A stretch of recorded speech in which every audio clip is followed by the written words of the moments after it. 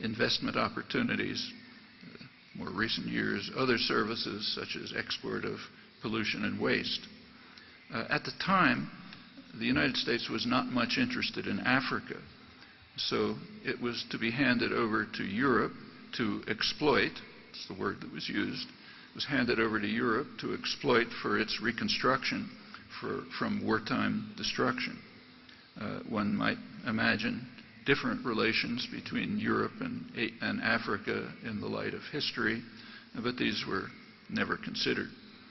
In contrast, Middle East oil was recognized to be, quote again, a stupendous source of strategic power and one of the greatest material prizes in world history, the most strategically important area in the world, in Eisenhower's words.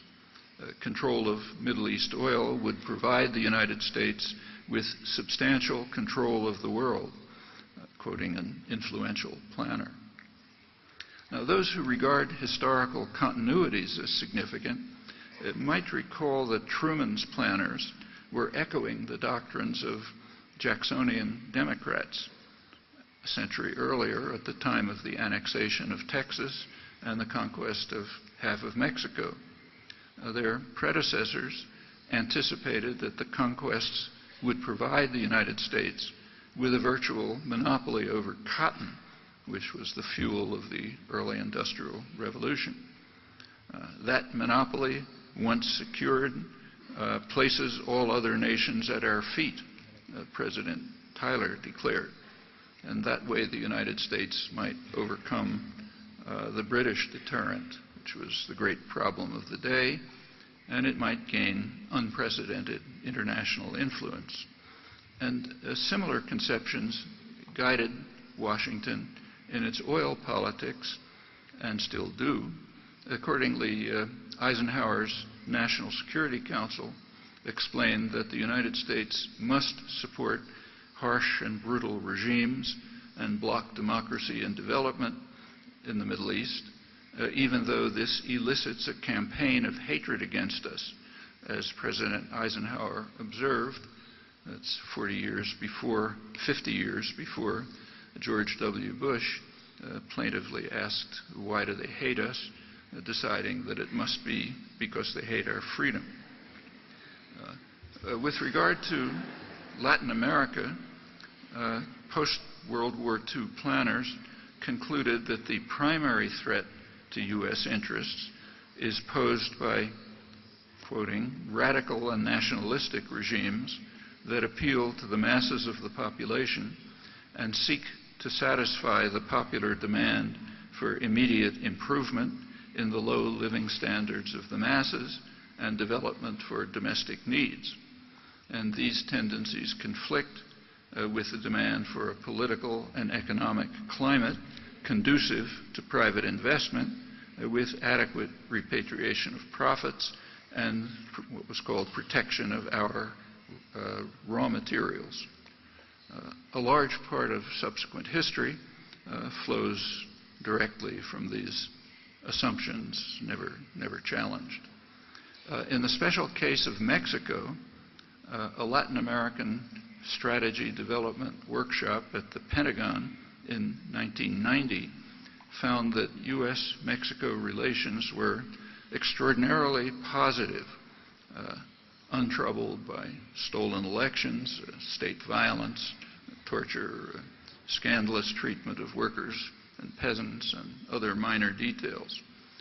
But participants in the workshop see one cloud on the horizon, the threat of what they called a democracy opening in Mexico, which they feared might bring into office a government more interested in challenging the United States on economic and nationalist grounds. A cure was recommended, namely a U.S.-Mexican treaty that would lock Mexico in to the neoliberal reforms of the 1980s and would tie the hands of the current and future governments of Mexico with regard to economic policy. In brief, NAFTA, duly imposed by executive power in opposition to the public will. As NAFTA went into effect in 1994, President Clinton also instituted Operation Gatekeeper, which militarized the Mexican border.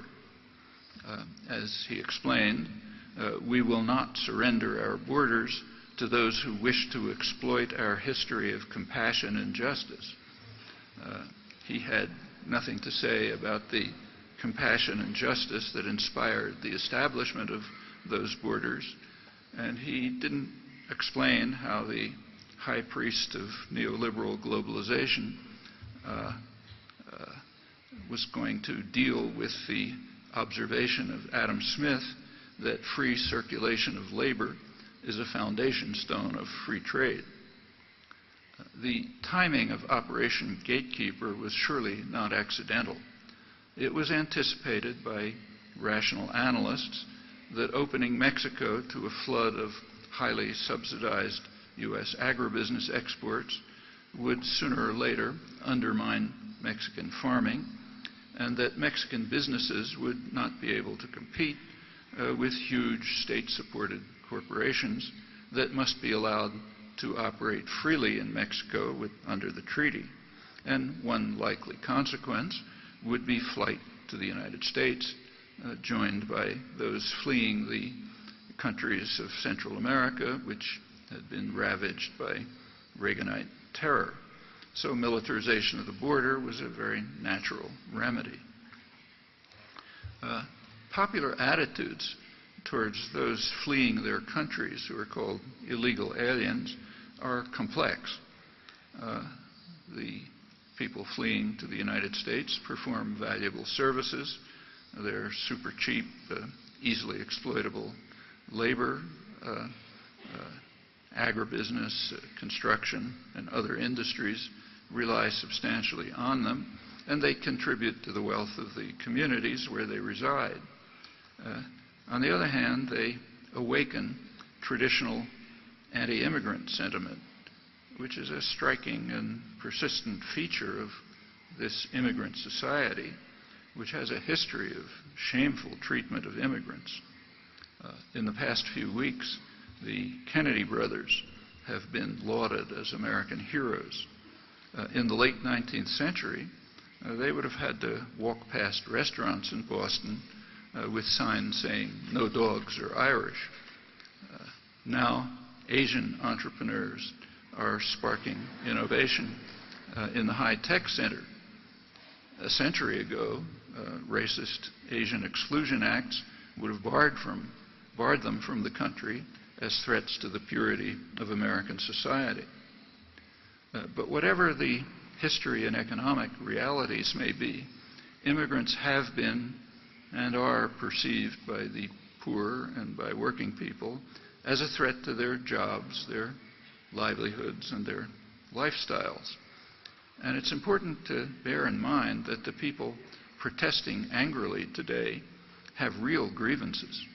They are victims of the financialization of the economy and the neoliberal globalization programs that are designed to transfer production abroad and to set working people in competition with each other worldwide, thus lowering wages and benefits while protecting educated professionals from market forces and, of course, enriching owners and managers.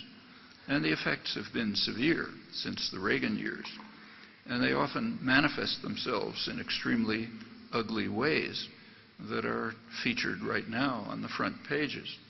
So right now, the two political parties in the United States are competing to see which can proclaim more fervently its dedication to the sadistic doctrine that undocumented immigrants must be denied health care.